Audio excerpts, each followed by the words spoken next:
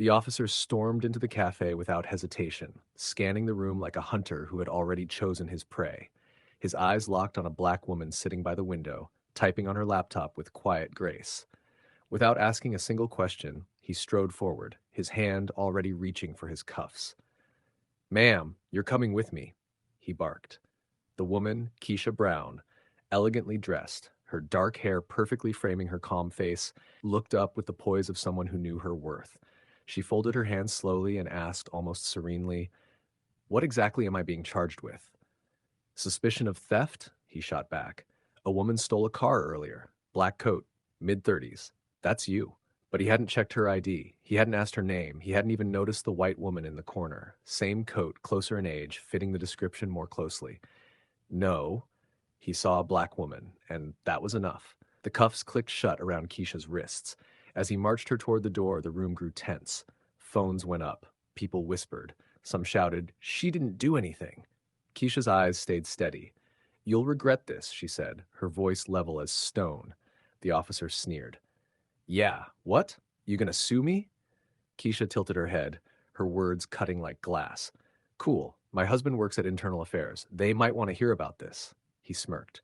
"Everyone says they got a husband or boyfriend on the force. Doesn't work." Keisha gave a single nod. "You're right, but mine does." Before we continue, welcome to Voices Unchained. If stories like this move you, hit that like button, subscribe, and drop your location in the comments. We love seeing how far these stories travel. Outside, the officer pushed Keisha against the patrol car, ignoring the crowd that gathered around. "Check her ID," someone shouted. Another voice cut in, "You've got the wrong woman." But the officer refused to listen. Instead, he barked into his radio, "Suspect in custody." Keisha shook her head slowly.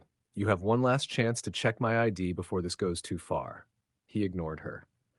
So she slipped her hand into her coat pocket and dialed a number. As the officer kept talking into his radio, she spoke clearly into the phone. "Marcus, I'm outside the cafe on Jefferson and 12th. A patrol officer just arrested me without checking my ID. Please send someone." Then she held the phone out. The officer hesitated, swallowed, then reluctantly took it. He pressed it to his ear, his face drained of color. After a minute, he stuttered, handed it back, and fumbled with the cuffs. I didn't know," he whispered, his hands shaking. Keisha looked him dead in the eyes. "You should have listened." Almost immediately, two black SUVs rolled up, doors flung open, and internal affairs officers stepped out. The cafe crowd gasped as they marched straight to the scene. Witnesses handed over video footage, statements were taken on the spot, and in full view of everyone, the patrol officer's badge was ripped from his chest. One of the investigators turned to the bystanders. "If anyone recorded today's events, we'll be collecting statements inside." Keisha was uncuffed, escorted back into the cafe like royalty returning to her court. A woman touched her arm gently and asked, "Are you okay?" Keisha smiled softly. "I'm fine, but someone else might not be next time." By nightfall, the videos had gone viral. Millions watched as Keisha stood her ground, her calm demeanor more powerful than any raised voice. The internet lit up with outrage and respect. Clips spread across every platform: Twitter, TikTok, Instagram, YouTube, garnering millions of views within hours. Comment sections overflowed with people calling her the definition of grace under pressure. Hashtags like Stand with Keisha and Check the ID began trending worldwide. What struck people most wasn't just the injustice, it was Keisha herself. The way she never raised her voice, never begged, never flinched. She simply demanded dignity, even while in handcuffs. Viewers said they had never seen someone face down authority with such quiet, undeniable power. Her poise became the centerpiece of the conversation. Influencers, journalists, and even legal experts shared the footage, noting how her composure turned the entire narrative upside down. Instead of being painted as a suspect, she became a symbol of strength and resistance.